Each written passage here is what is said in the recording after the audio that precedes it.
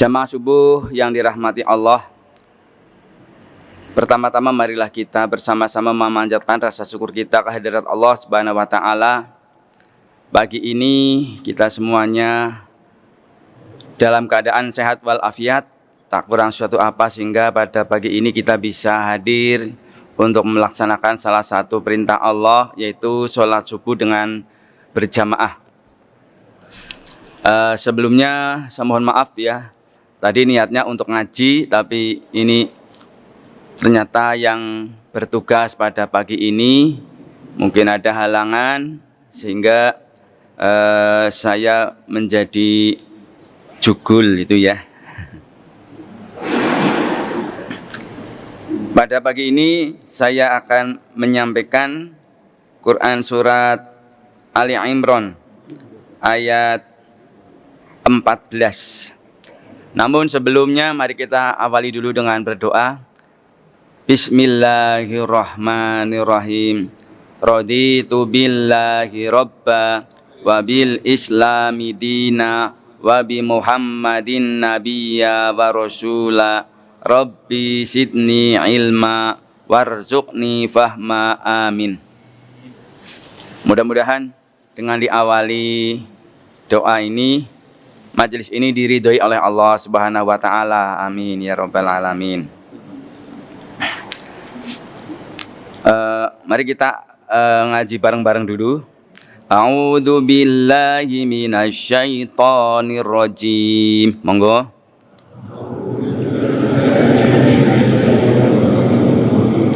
Bismillahirrahmanirrahim. Zuyyina linnasi hubbus syahawati minan nisa'i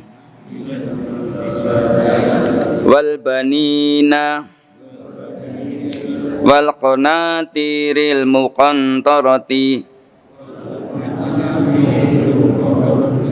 minadh dhahabi wal fiddati wal khailil musawwamati wal an'ami wal hars. Dzalika mata'ul hayatid dunya wallahu indahu husnul ma'ab. Ini Quran surat Ali Imran ayat 14.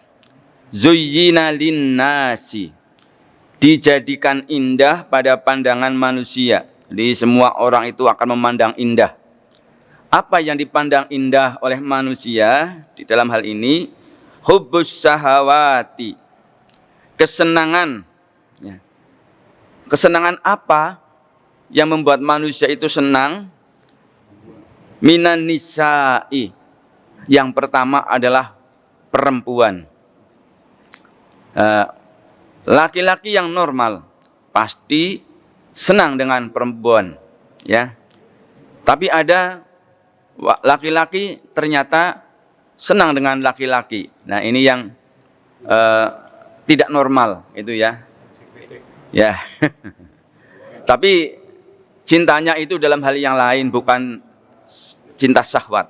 Karena cinta syahwat itu pada zaman Nabi Nuh. Nabi siapa ini? Benar Nabi Nuh ya. Nabi Lut. Ya, Nabi Lut dulu itu malah kena azab. Ya karena apa? Ya jeruk makan jeruk itu ya. Ya, laki-laki suka kepada laki-laki, perempuan juga suka pada perempuan. Nah, namun kalau kita cintanya kepada perempuan ini dilandasi dengan sesuatu yang benar, ini akan menjadi berpahala. Namun apabila caranya tidak benar, itu malah menjadi dosa. Ya. Ya. Seperti hubungan suami istri, apabila didasari diawali dengan suatu pernikahan, ini malah berpahala, mendapat pahala. Namun apabila hubungan laki-laki dan perempuan tidak diawali dengan adanya pernikahan, ini malah akan menimbulkan dosa. Terkadang cintanya kepada perempuan, kadang-kadang banyak orang yang tergelincir karena perempuan. Betapa banyak orang yang bisa yang tadinya kuat, digoda dengan perempuan, akhirnya jatuh juga. Nah, oleh karena itu, mari kita sebagai insan yang beriman, kita cintanya kepada orang juga harus didasari lillahi, karena Allah. Ya. Cintanya pada perempuan juga karena Allah. Mungkin Bapak Ibu yang mau menikah senang kepada perempuan itu bukan karena, kadang-kadang bukan karena kecantikannya, ada karena hal-hal yang lain, karena akhlaknya, ya karena yang lainnya. Belum tentu yang wanita yang cantik ini menikah lebih dulu. Lah kadang-kadang milih-milih golek sing paling ganteng, ora nemu-nemu, ya nganti kelungse. Ada yang seperti itu, ya ada, ya. Karena terlalu memilih harus yang seperti ini, yang seperti ini, ya.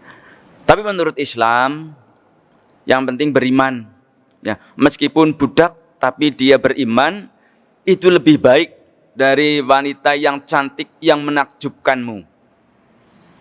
Ini yang pertama. Walbanina, ini anak-anak. Yang membuat senang orang itu anak-anak. Ada beberapa orang yang ketika sudah berkeluarga sampai berapa tahun belum dikaruniai anak, berbagai usaha dilakukan. Pergi ke dokter, ada yang ke dukun, ada yang orang ngomong ini dilaksanakan. Tapi kalau memang belum dikasih anak, ya belum. Ya.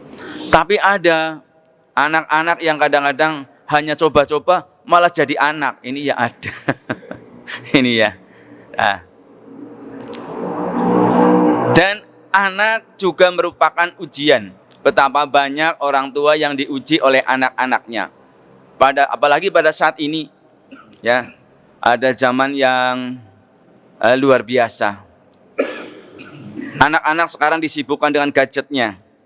Ketika disuruh oleh orang tuanya, "Nak, tolong ibu, nak." "Iya bu, nanti, bentar lagi." Ya itu ya, kadang-kadang seperti itu. "Ini kok, iya pula, bentar lagi ini tanggung." Kadang-kadang seperti itu. Ternyata bentar lagi, sampai perintahnya ibunya terlupakan. Nah, akhirnya ibunya marah. Ya. Juga orang tua ketika melihat anaknya seperti itu, hati-hati ketika ngomong ini. Karena apa? Kadang-kadang ngomong benar saja bisa salah.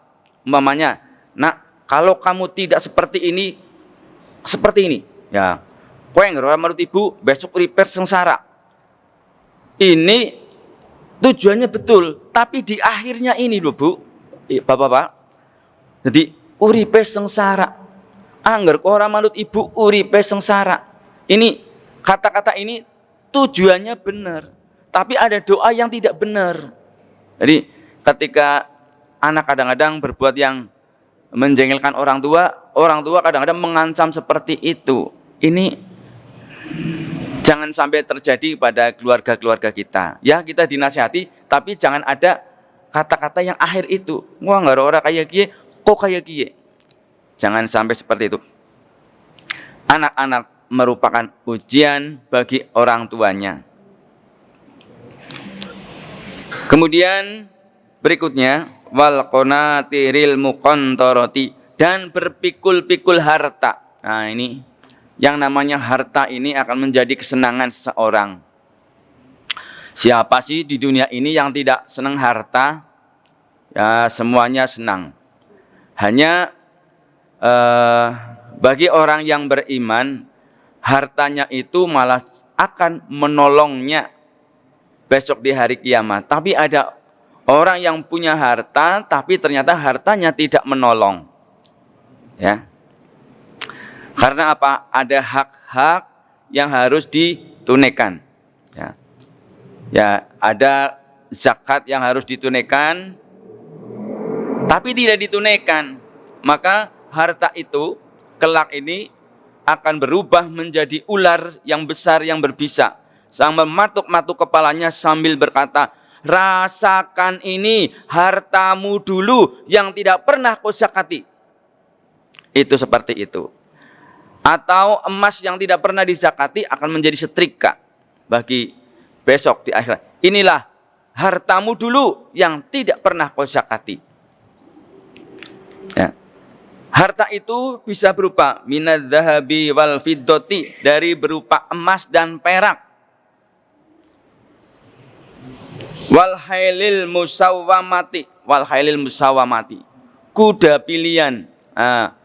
Anggar siki kuda pilihan ya mobil lah ya, mobil pilihan. Ini mobil juga merupakan ujian bagi seseorang.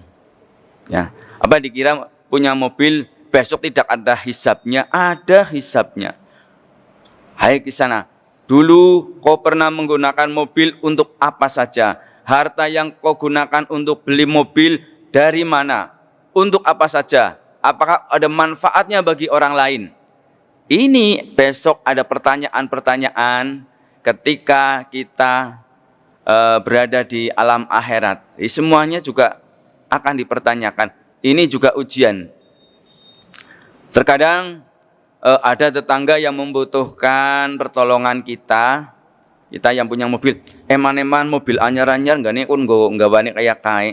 Kadang-kadang ada yang seperti itu. Nah, ini juga menjadi termasuk kesenangan.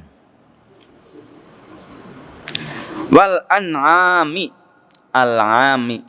Wal an'ami apa? Binatang peliharaan. Mungkin ada yang punya di rumah binatang peliharaan, ada kambing, ada sapi, ada ayam mungkin di rumah ya, dan yang lainnya. Ini semuanya juga akan menjadi kesenangan. Terkadang karena merawat binatang ini lupa ya dengan ada hak-haknya yang harus dikeluarkan. Ketika sudah mencapai jumlah sekian, itu harus ada yang dikeluarkan. Ya. Ada kadarnya tersendiri. Ya. Kalau tidak dikeluarkan, maka besok ya binatang-binatang itu, umpamanya punya kambing yang tidak dizakati, besok di akhirat itu semua kambing-kambing itu akan menanduk kita, menginjak-injak kita dari yang pertama sampai yang terakhir. Kemudian ini apa? Terus berputar, menginjak-injak kita, menanduk kita apabila binatang itu tidak kita zakati. Wal hars itu adalah ladang, sawah. Ya, siapa sih orang yang tidak senang punya lahan, ya, punya sawah, sawahnya luas dengan berbagai tanaman yang sangat menyenangkan.